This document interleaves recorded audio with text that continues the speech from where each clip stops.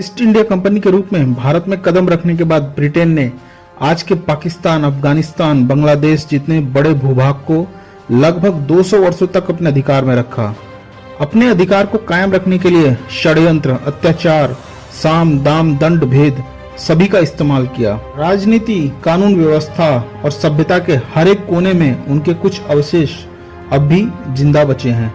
17वीं शताब्दी के खत्म होते होते यूरोप के कई देशों ने भारत में व्यापारिक पकड़ बना ली थी। इनमें पुर्तगाली, डच, फ्रेंच और ब्रिटिश व्यापारी प्रमुख थे और इन्होंने भारत के तटीय क्षेत्रों में अपनी फैक्ट्रियां और गोदाम बना रखे थे। औरंगजेब के 1707 ईस्वी में हुई मृत्यु के बाद अगले मुगल सम्राट बहादुर शाह ने शासन को संभालने की कोशिश तो भरपूर की, लेकिन 1712 ईस्वी में उसकी मृत्यु हो गई और उसके बाद सत्ता के लिए मुगल साम्राज्य में आंतरिक कलह मच गई और इससे मुगल साम्राज्य काफी हद तक कमजोर हो गया। वहीं दूसरी तरफ मराठाओं में पेशवा बाजीराव का उदय हुआ, जिन्होंने मुगल साम्राज्य की बची खुची शक्ति को भी निचोड़कर रख दिया और उसके बाद नादिर शाह का आक्रमण हुआ, जिसने मुगल साम्राज्य की रीढ़ की हड्डी तक तोड़कर रख दी।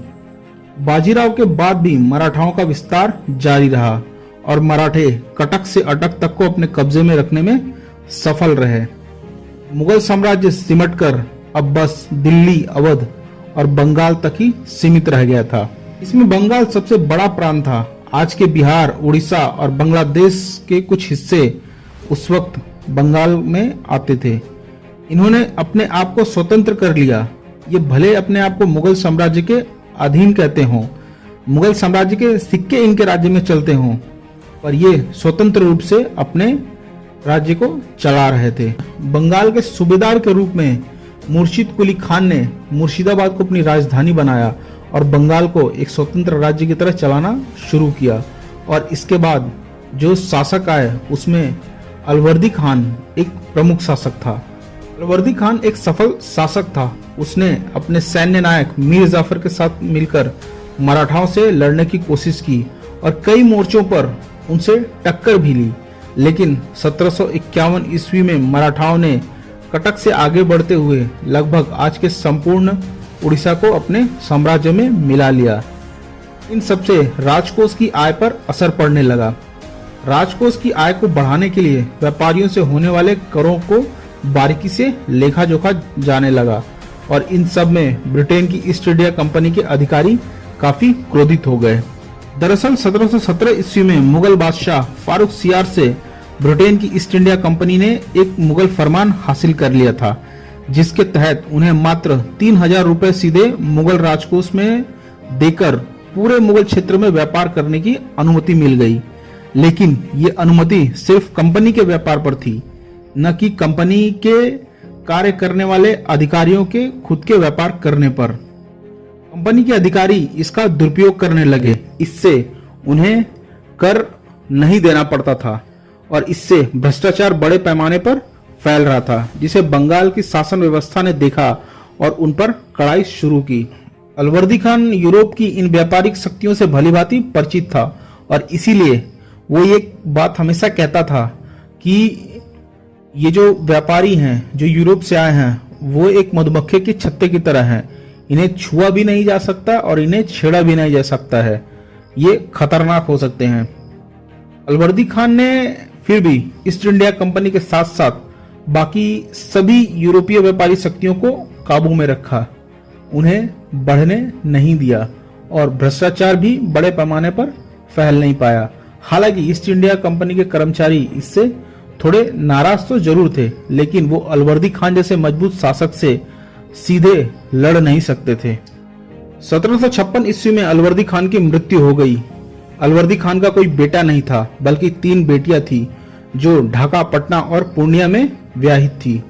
उन्हीं में से एक का पुत्र सिराजुद्दौला बंगाल की गद्दी पर बैठा। सिराजुद्दौला की गद्दी पर बैठने के वक्त उसकी उम्र को लेकर कई इतिहासकारों के बीच में मतभेद है। कुछ उसकी उम्र 18 साल बताते हैं, कुछ 20 साल, तो कुछ उसकी उम्र 22 से 23 साल के बीच में बताते हैं। लेकिन एक बात तो तय है कि एक नौजवान युवक उस वक्त बंगाल की गद्दी पर बैठा था। सिराजुद्दौला से कई दरबारियों के साथ साथ उसकी मौसी घसीटी बेगम भी उससे नाराज रहती थी। कई इतिहासकारों ने उसे अत्याचारी नीतियों के विरुद्ध जाकर अपने मन से शासन चलाने वाला भी बोला है। दूसरी तरफ उसी का मीर बख्शी यानी कि सैन्य नायक मीर जाफर खुद को बंगाल का शासक बनाना चाहता था। ईस्ट इंडिया कंपनी के अधिकारी जहां एक तरफ मनमाने ढंग से व्यापार करते थे, वहीं दूसरी तरफ मुगल फरमान का भी दुरुपयोग कर रहे थे और इससे बंगाल के राजकोष में कोई भी कर जमा नहीं हो रहा था।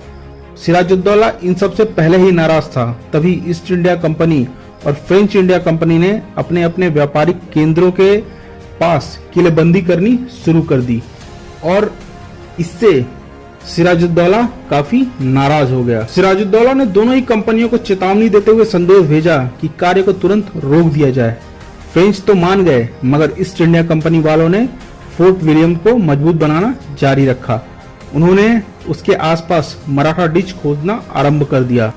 इससे नवाब सिराजुद्दौला नाराज हो गया और उसने राजधानी मुर्शिदाबाद में स्थित कासिम बाजार की अंग्रेजों की फैक्ट्री और अंग्रेजों के बनाए हुए गोदाम को अपने कब्जे में लेकर कई अंग्रेज अधिकारियों को बंदी बना लिया और उसके बाद सेना लेकर ईस्ट इंडिया कंपनी को सबक सिखाने के लिए उनके गढ़ कलकत्ता जा पहुंचा। 16 जून 1756 ईस्वी को पूरे कलकत्ता शहर को अपने कब्जे में लेने के बाद नवाब सिराजुद्दौला ने फोर्ट विलियम्स पर घेरा डाल दिया। 20 जून को अंग्रेजों ने नवाब सिराजुद्दौला के सामने हथियार डाल दिए। अंग्रेज सैनिकों को गिरफ्तार कर लिया गया और उन्हें ले जाकर 18 बाई 14 फीट के एक कमरे में बंद कर दिया गया। हॉलवेल, जो कि इस घटना का चश्मदीदा गवाह था, उसके मुताबिक 146 लोगों को ले जाकर एक छोटे से कमरे में ठूस ठूस कर भर दिया गया। उसमें 2 खिड़कियां थी और अगले दिन जब दरवाजा खोला गया तो 120 लोग मरे पाए गए। हालांकि इतिहासकारों में इस घटना को लेकर अभी भी मतभेद है कि कैसे कोई इतने लोगों को 18 बाई 14 फीट के कमरे में बंद कर पाएगा। 60 से 70 की संख्या होती तो भी कुछ तर्क संगत लगता, लेकिन 146 इंसान। इस घटना को the black hole of Calcutta के नाम से इतिहास में जाना जाता है। हॉलवेल ने, जो कि इस घटना का चश्मदीदा गवाह था, ब्रिटेन जाकर इस घटना को खूब बढ़ा चढ़ाकर प्रचारित किया, जिससे एक बड़ा ब्रिटिश तबका नाराज हो गया। और उधर मद्रास में 16 अगस्त 1756 ईस्वी में तैनात रॉबर्ट क्लाइव और वॉटसन को न सिर्फ कलकत्ता वापस लेने के लिए कहा गया, बल्कि उसे इतना मजबूत करने को कहा गया कि आसानी से कोई भी कलकत्ता को वापस न ले पाए। वॉटसन को नेवी का कार्यभार मिला और क्लाइव को सैनिकों को संभालने का। रॉबर्ट क्लाइव और वॉटसन, जो कि उस वक्त मद्रास में थे, बंगाल की खाड़ी से होते हुए 15 दिसंबर 1756 ईस्वी में फाल्टा पहुंचे। फाल्टा वो जगह थी जहां पर कलकत्ता में आक्रमण के दौरान बचे हुए अंग्रेज सैनिकों ने और सिपाहियों ने जाकर शरण ली थी। रॉबर्ट क्लाइव के पास उस वक्त 900 यूरोपीय सैनिक, 1500 सिपाहियों का एक दल था और इसको लेकर 29 दिसंबर को रॉबर्ट क्लाइव के नेतृत्व में ब्रिटिश सेना ने नवाब सिराजुद्दौला के हुगली नदी पर स्थित भजभज के किले पर आक्रमण किया और उस पर अधिकार कर लिया। हुगली नदी से होते हुए रॉबर्ट क्लाइव और वॉटसन कलकत्ता में घुस गए। नवाब सिराजुद्दौला मुर्शिदाबाद लौटते समय अपने 500 सैनिकों की एक छोटी सी टुकड़ी वहां छोड़कर गया था। ब्रिटिश सेना के साथ इनका युद्ध हुआ। एक बार फिर रॉबर्ट क्लाइव ने कमाल कर दिखाया और 2 जनवरी 1757 ईस्वी को नवाब की सेना थोड़े से ही युद्ध के बाद भाग खड़ी हुई और कलकत्ता एक बार फिर ब्रिटिश प्रशासन के अधीन हो गया। फोर्ट विलियम्स को मजबूत बनाने का क्रम फिर से शुरू किया गया और उस पर तोपें लगवाने की प्रक्रिया भी आरंभ हो गई। 9 जनवरी 1757 ईस्वी को कैप्टन कूट और मेजर किलपैट्रिक ने 650 सैनिकों के साथ हुगली शहर पर हमला कर दिया और उसे अपने अधिकार में ले लिया। नवाब इससे नाराज हो गया और उसने अपनी सेना को जमा कर कलकत्ता की तरफ कूच कर दिया। 3 फरवरी को सिराजुद्दौला कलकत्ता पहुंचा। सेना की एक छोटी टुकड़ी ने शहर पर हमला कर उसे वापस लेने की कोशिश की, लेकिन लेफ्टिनेंट लिब्यून के नेतृत्व में ब्रिटिश सेना ने उसे नाकाम कर दिया। अब सिराजुद्दौला की सेना उस वक्त ओमीचंद के बगीचे में ठहरी हुई थी। बगीचा काफी बड़ा था। फोर्ट विलियम से लगातार अंग्रेज फायरिंग कर रहे थे, लेकिन हल कोई नहीं निकल रहा था। रॉबर्ट क्लाइव ने मध्य रात्रि में 600 नाविक, 650 यूरोपीय सैनिक, 100 बंदूकधारी और 800 सिपाहियों को लेकर सुबह तड़के हुगली नदी से होते हुए नवाब के कैंप पर हमला कर दिया। सुबह 6 बजते बजते नवाब के कैंप के सुरक्षा घेरे को तोड़ते हुए ब्रिटिश सेना ने बंदूकों से फायरिंग करना शुरू कर दिया और नवाब का सुरक्षा घेरा टूट चुका था। जब नवाब को हमले की सूचना मिली तब उसने अपने घुड़सवार सैनिकों के दस्ते को हमला रोकने के लिए भेजा। घुड़सवार सेना जैसे ही ब्रिटिश सेना के सामने आई उस वक्त घना कोहरा था और उस कोहरे में वो ब्रिटिश सेना को देख नहीं पा रहे थे, लेकिन घोड़ों के कदमों की थाप ब्रिटिश सेना ने सुन ली थी और रॉबर्ट क्लाइव ने उस वक्त बंदूकों से फायरिंग खोलने का आदेश दे दिया।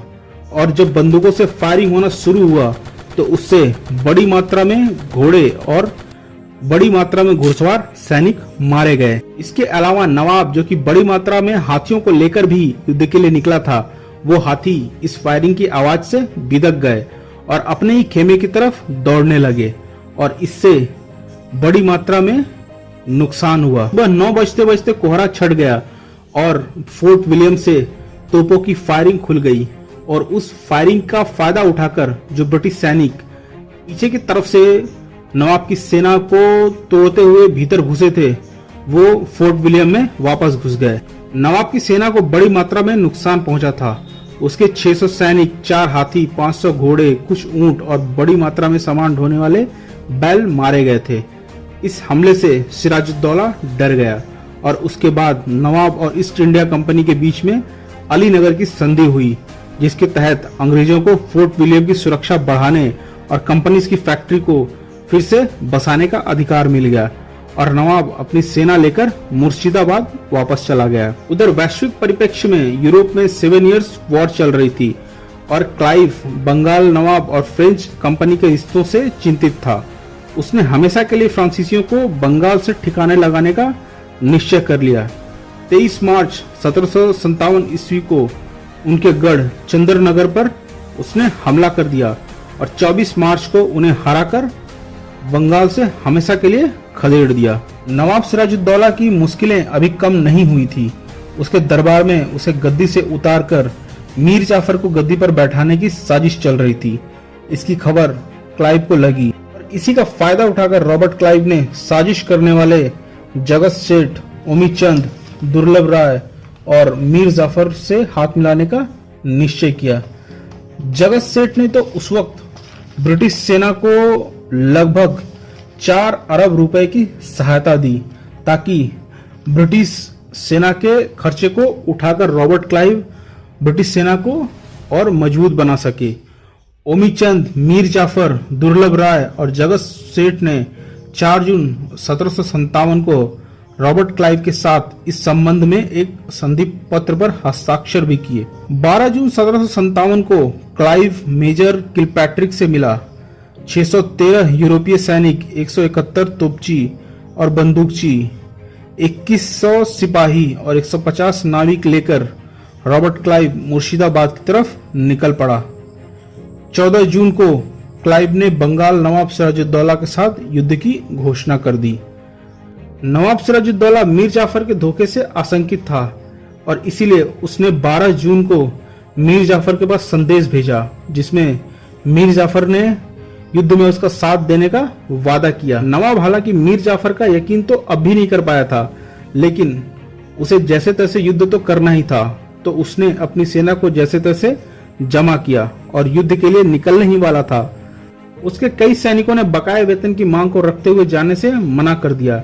इन सब में नवाब का काफी समय बर्बाद हो गया और जैसे तैसे कर नवाब ने उन सबको राजी किया और नवाब की सेना 21 जून 1757 ईस्वी को पलासी पहुंची, जिसे अंग्रेज प्लासी कहते थे। इसी बीच कलकत्ता से चली ब्रिटिश सेना ने 16 जून को कठवा पर आक्रमण किया और 19 जून तक उसे अपने कब्जे में ले लिया। 22 जून को रॉबर्ट क्लाइव ने हुगली नदी पार की और मध्य रात्रि में ही प्लासी के सीमा के बाहर पूरे सैन्य बल के साथ डेरा डाल दिया। उसने अपने सैनिकों को आमों के बगीचे के बीच छुपा दिया। दूसरी तरफ एक फ्रांसीसी सैन्य टुकड़ी जीन लॉ के नेतृत्व में बंगाल के नवाब की मदद करने प्लासी पहुंच चुकी थी।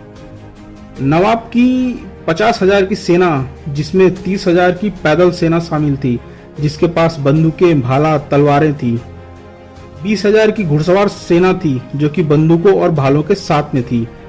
नवाब की सेना में 300 के आसपास बड़ी तोपें थी जिन्हें लकड़ी के बड़े बड़े पट्टों पर बांधकर युद्ध की दिशा में तैनात किया गया था। इसके अलावा नवाब की सेना में बड़ी मात्रा में हाथी और बैल भी थे जो कि युद्ध का सामान ढो रहे थे। इन सब के अलावा 50 फ्रेंच बंदूकधारी और उनके कुछ तोप जो कि वो अपने साथ लेकर आए थे वो भी सिराजुद्दौला का साथ दे रहे थे। फ्रेंच सैनिकों के पीछे सिराजुद्दौला के सबसे विश्वासपात्र सैन्य नायक मीर मदन और दीवान मोहनलाल अपनी सैनिक टुकड़ी के साथ में थे। दाईं तरफ की सेना की कमान दुर्लभ राय के हाथ में थी जबकि केंद्र में यार लुत्फ खान और बाईं तरफ मीर जाफर अपनी सैन्य टुकड़ी के साथ था। 23 जून को तड़के ही बंगाली सेना रॉबर्ट क्लाइव की तरफ बढ़ चली। रॉबर्ट क्लाइव की सेना में उस वक्त 1000 यूरोपीय सिपाही थे और उसके साथ ही 8 6 पाउंड की और 2 बड़ी होइज़र तोपें थी। रॉबर्ट क्लाइव ने अपनी सेना को 4 भागों में बांट दिया था और यूरोपीय सेना को उसने केंद्र में रखा था और उन चारों टुकड़ियों को उसने 2-2 6 पाउंडर दे दिए थे। बड़ी होवित्जर तोपों को उसने 180 मीटर दूर तैनात किया। 23 जून को तड़के ही 8 बजे फ्रेंच तोपों ने पहली फायरिंग शुरू कर दी और इसमें 39 ब्रिटिश रेजिमेंट का एक सैनिक मारा गया। युद्ध आरंभ हो चुका था। नवाब के तोपों और बंदूकशियों ने भारी गोलाबारी करनी शुरू कर दी। ब्रिटिश सेना ने भी जवाबी फायरिंग की लेकिन वे निशाना चूक गए। उनका निशाना फ्रेंच तोपें थी लेकिन उनकी बमबारी सीधे उनके बगल में खड़ी हुई घुड़सवार सेना पर हुई और इससे बड़ी मात्रा में घुड़सवार सैनिक मारे गए। 8:30 बजते बजते ब्रिटिश सेना के भी 10 यूरोपीय सैनिक और 20 सिपाही मारे जा चुके थे। रॉबर्ट क्लाइव की सेना बहुत ही कम थी, उसका संख्या बल कम था और वो ये जानता था कि इस युद्ध में संख्या बल का बहुत ही महत्व है। रॉबर्ट क्लाइव ने ब्रिटिश सेना को तुरंत पीछे हटने को कहा। जहां उसकी दोनों होविज़र तोपें तैनात थी वहां तक वो पीछे की तरफ हट गए और वहां पर उन्होंने एक सुरक्षा दीवार बना रखी थी और उस सुरक्षा दीवार की वजह से ब्रिटिश सेना अब भी आने वाली फायरिंग से सुरक्षित थी। दूसरी तरफ नवाब की सेना अपनी पोजीशन लेकर खड़ी थी और लगातार फायरिंग कर रही थी। इसी बीच तेज मूसलाधार बारिश शुरू हो गई और ब्रिटिश सेना ने अपने बारूद को तिरपाल से ढककर सुरक्षित कर लिया जबकि ऐसी कोई व्यवस्था नवाब की सेना के पास नहीं थी। बारिश रुकते ही मीर मदन को लगा कि हमारे बारूद की तरह ब्रिटिश सेना का बारूद भी भीगकर बर्बाद हो गया होगा और यही सोचकर घुड़सवार सैनिकों के साथ वो आगे की तरफ बढ़ गया। लेकिन तभी ब्रिटिश सेना ने फायरिंग शुरू कर दी जिससे बड़ी मात्रा में घुड़सवार सैनिक मारे गए और उसके साथ साथ मीर मदन को भी गोली लग गई और उसकी मृत्यु हो गई। इससे सिराजुद्दौला बुरी तरह घबरा गया और उसने मीर जाफर के पास जाकर अपनी पगड़ी उतार कर रख दी जिस पर मीर जाफर ने उसे जीत का भरोसा दिलाया। मीर मदन की मृत्यु तो हो चुकी थी लेकिन सिराजुद्दौला का दूसरा विश्वासपात्र सैन्य नायक मोहनलाल तेजी से आगे की तरफ बढ़ रहा था और उसे सफलता भी मिल रही थी और इसे दुर्लभ राय ने देख लिया। सिराजुद्दौला के जाते ही मीर जाफर ने अपना एक दूत रॉबर्ट क्लाइव की तरफ भेजा और संदेश साफ था कि तुम तेजी से आगे बढ़ो क्योंकि सिराजुद्दौला बुरी तरह घबरा चुका है। लेकिन वो दूत रास्ते में ही भारी गोलाबारी के बीच मारा गया। दूसरी तरफ दुर्लभ राय ये देख रहा था कि मोहनलाल तेजी से अब पकड़ बना रहा है। तब उसने नवाब सिराजुद्दौला से कहा कि आप युद्ध को छोड़ दीजिए और छोड़कर सीधे मुर्शिदाबाद के लिए निकल जाइए। हम इस युद्ध को संभाल लेंगे और इस युद्ध को जीत जाएंगे। आप चिंता न करें और मुर्शिदाबाद की तरफ निकल जाएं। अगर इस युद्ध में हमारी हार भी होती है तो आपको कोई हानि नहीं होगी, आप बच जाएंगे। दुर्लभ राय ने साथ में यह भी कहा कि मोहनलाल को तुरंत वापस बुलाया जाए क्योंकि इस युद्ध में कहीं न कहीं मोहनलाल भी घायल हो सकता है और अपने एक विश्वास पात्र के मारे जाने के बाद सिराजुद्दौला बुरी तरह से घबराया हुआ था। उसने मोहनलाल को भी वापस आने का आदेश दे दिया और एक ऊंट पर बैठकर 2000 घुड़सवार सैनिकों को लेकर वह मुर्शिदाबाद की तरफ निकल पड़ा। दोपहर 2 बजते बजते नवाब की तोपों ने पीछे हटना शुरू कर दिया और उसके साथ साथ उसके सैनिक भी पीछे हटने लगे। इससे फ्रेंच टुकड़ी को समर्थन मिलना बंद हो गया। पीछे हटती नवाब की टुकड़ी पर ब्रिटिश सेना ने फायर जारी रखा। पीछे हट रही बंगाल की सेना के सैनिक लगातार मारे जा रहे थे। 3 बजते बजते फ्रेंच टुकड़ी का भी सफाया हो गया। सिराजुद्दौला 23 जून की मध्य रात्रि को मुर्शिदाबाद पहुंचा और उसने सभा बुलाई और सभा में ये सबसे पूछा कि अब आगे का क्या फैसला किया जाए, आगे क्या कदम उठाया जाए। लोगों ने अलग अलग सलाहें दी, लेकिन इन सब के बीच में सिराजुद्दौला ने एक फैसला किया। उसने 24 जून की मध्य रात्रि में छुपते छुपाते अपनी पत्नी को लेकर और साथ ही बहुत बड़ी मात्रा में बहुमूल्य हीरे जवाहरात लेकर वो पटना की तरफ निकल गया। लेकिन रास्ते में उसे पकड़ लिया गया और मीर जाफर के बेटे मीरान ने उसे मारकर अलवर्दी खान की कब्र में दफना दिया। प्लासी के युद्ध के दूरगामी परिणाम निकले। इससे अंग्रेजों ने मीर जाफर के रूप में एक कठपुतली को नवाब बनाकर बंगाल की सत्ता पर बैठा दिया। अंग्रेजों को कलकत्ता से हुगली का पूरा इलाका अपने अधिकार में मिल गया। 1717 में जारी फारुखसियार के फरमान को भी अब मंजूरी मिल चुकी थी। ब्रिटेन की ईस्ट इंडिया कंपनी अब व्यापारी से धीरे धीरे प्रशासक के रूप में बदलने लगी थी। भारतीय इतिहास का यही वो पन्ना था जब अंग्रेजों को पता चला कि अपने कठपुतली शासकों को बैठाकर पूरे भारत को व्यापार को अपने अधीन आसानी से किया जा सकता है। कुछ ही समय के बाद मीर जाफर ने शतरंज की बाजी को अपने पक्ष में करने के लिए डचों से हाथ मिलाया। लेकिन 25 नवंबर 1759 को चिंसुरा में हुए इस युद्ध में अंग्रेजों ने बंगाल से डचों का सफाया कर दिया और मीर जाफर को गद्दी से उतारकर मीर कासिम को गद्दी पर बैठाया। मीर कासिम अंग्रेजों की हरकतों से पहले ही वाकिफ था। अंग्रेज जब तब राजधानी मुर्शिदाबाद पहुंचकर शासन के कामों में हस्तक्षेप करते थे। अंग्रेजों से वो सीधे लड़ने की हालत में नहीं था, इसलिए उसने अपनी राजधानी मुर्शिदाबाद से सीधे मुंगेर कर ली और बड़ी मात्रा में सेना बनानी शुरू कर दी। उसने अपनी सेना का सैन्य नायक रेड हार्ट सैम्ब्रे को बनाया, जो कि एक फ्रांसिस नागरिक था और सैन्य मामलों का बहुत ही बढ़िया जानकार था। सैम्ब्रे बोलने में मीर कासिम को थोड़ी असुविधा होती थी, इसीलिए उसने सैम्ब्रे को समरू बोलना शुरू कर दिया। उधर अवध के नवाब शुजाउद्दौला को भी अंग्रेजों के बंगाल के बाहर आंखें तरेरने से खतरा उत्पन्न होने लगा। अवध जो कि बंगाल से सटा हुआ था और इसी कारण शुजाउद्दौला को अंग्रेजों का डर सता रहा था। पानीपत के तीसरे युद्ध में शुजाउद्दौला ने मराठों के बजाय अफगानों का साथ दिया। हालांकि वो विजयी स्थिति में रहा, लेकिन मराठों के साथ हुई इस लड़ाई ने उसे काफी नुकसान पहुंचाया था। ऊपर से उसने मराठों से दुश्मनी अलग मोल ली थी। पश्चिम में अब्दाली का खतरा तो दक्षिण में मराठों का डर, और ऐसे में पूर्व में अंग्रेजों का उसके राज्य पर आंखें तरेरना।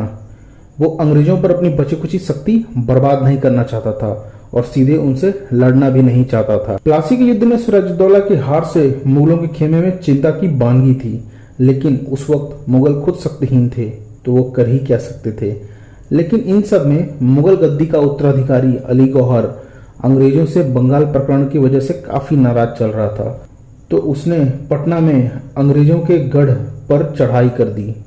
पटना में अली गौहर ने 3 बार अंग्रेजों को हराया, लेकिन अंग्रेजों ने हर बार वापस हमला कर उसे पटना से खदेड़ दिया। उधर दिल्ली में बादशाह की मृत्यु हो गई। दरबार में वजीर इमादुल मुल्क की चलती थी और उसने सबसे कमजोर शाहजहां तृतीय को बादशाह बना दिया। इस सब से अली गौहर को बड़ा नुकसान हो गया। बादशाह तो उसे भी बनना था, तो उसने खुद को ही बादशाह घोषित कर दिया और खुद को शाह आलम द्वितीय की उपाधि दे दी और खुद बादशाह बन गया। लेकिन वो दिल्ली जा नहीं सकता था और ऐसे में उसने दिल्ली के बजाय अवध के नवाब शुजाउद्दौला के यहाँ शरण ले ली। उधर मीर कासिम का हिसाब किताब ईस्ट इंडिया कंपनी के साथ सही से बैठ नहीं रहा था। मुंगेर राजधानी करने के बाद भी ब्रिटिश अफसर उसे यदाकदा परेशान करते ही रहते थे। ऊपर से ईस्ट इंडिया कंपनी को टैक्स में छूट मिलने के कारण बाकी सारे व्यापारियों को घाटा अलग हो रहा था और इससे राजकोष में कुछ पैसे भी नहीं आ रहे थे।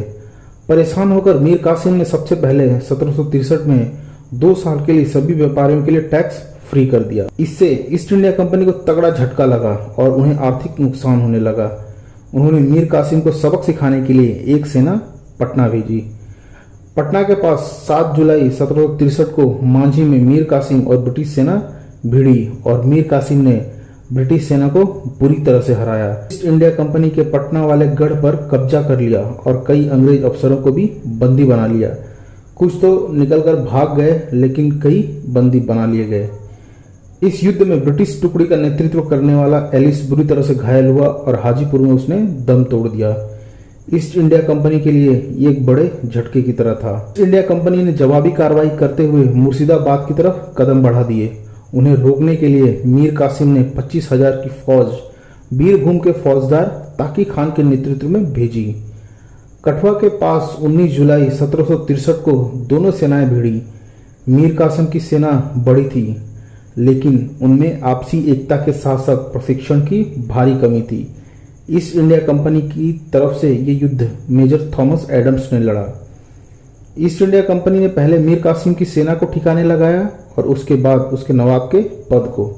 ईस्ट इंडिया कंपनी ने उसे गद्दी से हटाकर एक बार फिर बंगाल की सत्ता मीर जाफर को सौंप दी। मीर कासिम से लड़ने के नाम पर बंगाल के खजाने से अंग्रेजों ने उस जमाने में 5.5 करोड़ रुपए निकाल लिए। एक बार सोच कर देखिए कि वो रकम आज के ज़माने में कितनी होगी। मीर जाफ़र अब पहले वाला मीर जाफ़र नहीं रहा था। अपने बेटे मीरान की मृत्यु के बाद वो शराब और राजशाही के अय्याशी के नशे में गिर गया था।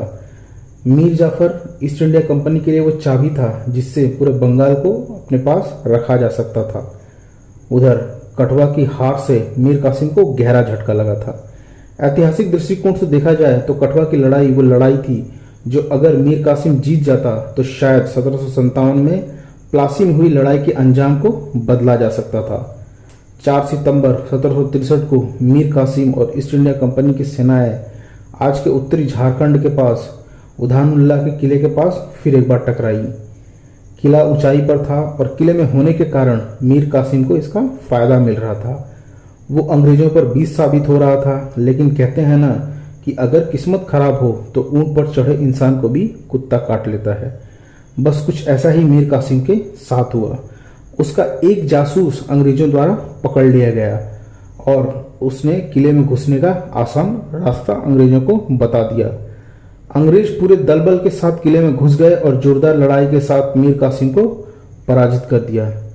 मीर कासिम किले से बचकर किसी तरह निकल तो गया, लेकिन उसने बंगाल के काउंसिल के प्रमुख वॉरेन हेस्टिंग को पत्र लिखा। उसने प्रार्थना की कि अगर उसे छोड़ दिया गया तो वो मक्का चला जाएगा, लेकिन हेस्टिंग ने कोई जवाब नहीं दिया। हेस्टिंग का कोई जवाब नहीं आया और इसके बाद मीर कासिम ने खीज में आकर कहा कि 45 अंग्रेज अफसरों को और उनके साथ साथ 200 अंग्रेजी सेना के सिपाहियों को भी मार दो, जिनको कि पटना की लड़ाई में बंदी बनाया गया था। समरू ने आदेश का पालन किया और सबको बेरहमी से मौत के घाट उतार दिया। इस घटना को मैसेकर ऑफ पटना भी कहा जाता है। इसके बाद मीर कासिम जान बचाने के लिए अवध भाग गया और उस वक्त उसके पास लगभग 10 करोड़ रुपए और 30,000 के आसपास लड़ाके थे। अवध में सितंबर में पहुंच जाने के बावजूद भी मीर कासिम की मुलाकात शुजा-उद-दौला से फरवरी 1764 में हुई। उधर शाह आलम द्वितीय ने भी दिल्ली से इमादुल मुल्क को बेदखल कर दिया और अब वो बादशाह बन चुका था और इसके बाद वो अवध आ गया। 3 नवाब और तीनों के लिए उत्तर भारत में चिंता का सबसे बड़ा कारण ईस्ट इंडिया कंपनी का विस्तार। तीनों ने मिलकर अंग्रेजों से लड़ने का फैसला किया। तीनों की सेना में सबसे ताकतवर सेना शुजा की थी, जिसके पास मराठों से पानीपत में लड़ने का अनुभव भी था। इन सब में एक बड़ा पेंच ये था कि तीनों की संयुक्त सेना की कमान किसके हाथ में जाएगी, ये तीनों ही तय नहीं कर पा रहे थे। तीनों ही इसमें खिचड़ी पकाने लगे और जिसका अंजाम उन्हें भविष्य में भारी नुकसान पहुंचाने वाला था। युद्ध का शंखनाद हुआ और 4 मई 1764 को तीनों सेनाएं पटना की सरहद पर आ धमकी। पटना में अंग्रेजों का एक गढ़ था। शुजा की सेना में शामिल नागा साधु इस टुकड़ी की अगुवाई कर रहे थे। शुजा अपनी फौज के साथ सबसे आगे वाली पंक्ति में था। यहाँ अंग्रेजों से हो रही लड़ाई में शुजा की फौज को भारी नुकसान हुआ। खुद शुजा के शरीर में 2 गोलियां लग चुकी थी, लेकिन मीर कासिम अपनी सेना सहित अभी भी पीछे खड़ा था। शुजा ने संदेश भिजवाया कि खुद नहीं आ सकते तो कम से कम अपना तोप खाना भिजवा दो, लेकिन कासिम का जवाब आया कि शाम हो चुकी है, शिविर में चलते हैं, अब बाकी युद्ध कल लड़ा जाएगा। एक ऐसा वक्त जब सामने हिंदुस्तान की किस्मत का फैसला होने वाला था, तब उस युद्ध में इस तरह की हरकत का अंजाम क्या हो सकता था, किसी से छिपा नहीं रह सकता। ईस्ट इंडिया कंपनी की अगुवाई कर रहे कर्टशर को समझ आ गया था कि रसद समाप्ति के कगार पर है और अंग्रेजों की हालत पतली होने लगी थी, तो उसने शुजा के साथ संधि करने के बारे में सोचना शुरू कर दिया था। लेकिन शुजा इन सबसे अनजान था। युद्ध 3 हफ्तों तक खींच चुका था। शुजा नुकसान उठा उठाकर परेशान हो चुका था और इसलिए उसने खुद ही पूरे सैन्य बेड़े का घेरा उठाया और 120 किलोमीटर दूर बक्सर के किले चला गया। शुजा चाहता था कि एक बार फिर से शक्ति इकट्ठी की जाए और इसके बाद अंग्रेजों पर हमला किया जाए। शाह आलम द्वितीय भी इसी के पक्ष में था। वहां उसने एक समझदारी का काम किया। उसने मीर कासिम के सेनानायक समरू को अपनी ओर मिला लिया और मीर कासिम को बंदी बना लिया। बक्सर के किले में एक रक्षात्मक नीति के तहत युद्ध की योजना तैयार की गई। उधर अंग्रेजों ने अपनी शक्ति इकट्ठा कर ली और 22 अक्टूबर 1764 को अपने कप्तान हेक्टर मुनरो के नेतृत्व में बक्सर के किले पर दिन में हमला कर दिया। शुजा की फौज में शामिल नागा साधुओं ने बाईं तरफ से सीधा हमला करते हुए अंग्रेजों का बायां हिस्सा बिखेर कर रख दिया। बायां बाजू यानी कि जो बायां फ्लैंक होता है वो पूरी तरह से अंग्रेजों का तबाह हो चुका था। शुजा की बाकी सेना तेजी से आगे बढ़ी और अंग्रेजों के पास इसका जवाब नहीं था। संख्या बल तेजी से हावी हुआ। शुजा और शाह आलम द्वितीय के पास बड़ी संख्या में सैनिक थे और इसका उन्हें फायदा हुआ। अंग्रेजों के पैर उखड़ने लगे। शुजा शाह आलम की सेना ने ईस्ट इंडिया कंपनी के महत्वपूर्ण ठिकानों पर कब्जा करना शुरू कर दिया। उधर हेक्टर मुनरो अपनी सेना की हिम्मत बढ़ाने की कोशिश में लगा हुआ था। वो अपनी सेना को नदी किनारे बने पेड़ों के पास बने झुरमुटों के पीछे बने ठिकानों की तरफ ले गया। ये ठिकाने अंग्रेजों को छुपने में मदद करने वाले थे। शुजा की सेना को लगा कि अब युद्ध जीता जा चुका है और उसकी सेना ने ब्रिटिश सेना के महत्वपूर्ण ठिकानों को छोड़कर उनके शिविरों को लूटना शुरू कर दिया। शुजा खुद जीत के गुमान में था कि तभी हेक्टर मुनरो ने अपनी बची खुशी शक्ति के साथ ब्रिटिश सेना को पूरी तरह से हमला करने के लिए तैयार रहने को कह दिया और कुछ ही देर बाद मौका देखकर हेक्टर मुनरो ने झुरमुट के पास से निकलकर पूरी शक्ति के साथ शुजा और शाह आलम की सेना पर हमला किया। प्रशासन और प्रशिक्षण सेना का अहम हथियार होता है, जो कि शुजा और शाह आलम की सेना में नहीं था। ब्रिटिश सेना के इस आखिरी हमले ने तीनों नवाबों की मिलीजुली सेना के पैर उखाड़ दिए। शाह आलम द्वितीय और शुजा की सेना की एक टुकड़ी बक्सर के गांव और किले में आराम फरमा रही थी, लेकिन जब अंग्रेजों का हमला हुआ तो उन्हें इसका आभास तक नहीं हुआ। जब तक वो समझ पाते तब तक पूरा पासा ही पलट गया था और अंग्रेजों ने किले पर कब्जा कर लिया था। शाह आलम द्वितीय, शुजा और मीर कासिम जीता हुआ युद्ध हार चुके थे। 10,000 की अंग्रेजों की सेना ने 50,000 की बड़ी तीनों नवाबों की सेना को हरा दिया था। बक्सर के किले पर अब बरतानिया झंडा लहराने लगा था। हारने के बाद शुजा ने मीर कासिम को छोड़ दिया। मीर कासिम भटकते भटकते रोहिलखंड पहुंचा, जहां नजीबुद्दौला ने उसे शरण दी, लेकिन अपने आखिरी दिनों में मीर कासिम की हालत ऐसी हो गई थी कि उसके बच्चों के पास उसके कफन के पैसे भी नहीं थे और तब उसकी आखिरी साल बेचकर उसे दफन किया गया था। शुजा कुछ दिनों तक गोरिल्ला तकनीक का इस्तेमाल कर छापामार पद्धति से युद्ध करता रहा, लेकिन उसे भी 1765 में हार का मुंह देखना पड़ा। 12 अगस्त 1765 को रॉबर्ट क्लाइव, शुजाउद्दौला और शाह आलम द्वितीय के बीच में इलाहाबाद की संधि हुई, जिसके तहत अंग्रेजों को बंगाल, बिहार और उड़ीसा में धन उगाही का अधिकार मिल गया और बदले में अंग्रेजों ने शाह आलम द्वितीय को वार्षिक 26 लाख रुपए देने की बात मान ली, जो कुछ सालों बाद बंद कर दी गई। इस संधि में अंग्रेजों ने शुजा को बाहरी हमलों से बचाने का वचन तो दिया, लेकिन युद्ध में हुए नुकसान के बदले में शुजा से 50 लाख रुपए वसूल लिए। इसके बाद धीरे धीरे अंग्रेज पूरे भारत में फैलने लगे। दरअसल देखा जाए तो पानीपत के तीसरे युद्ध के बाद मराठा शक्ति बिखर गई थी और कहीं न कहीं इसका फायदा अंग्रेजों को मिला। 15 अगस्त 1947 भारत की आज़ादी का दिन और 12 अगस्त 1765 भारत की आज़ादी छीनने का दिन। लगभग 200 साल लग गए हमें ईस्ट इंडिया कंपनी से अपना देश वापस लेते लेते। एक बार सोचकर जरूर देखिएगा। और हाँ, इतिहास को हमेशा जानिए और समझिए, क्योंकि ये हमेशा अपने आप को किसी न किसी रूप में दोहराता रहता है और आपको आने वाले भविष्य के बारे में जानने का, समझने का मौका देता है।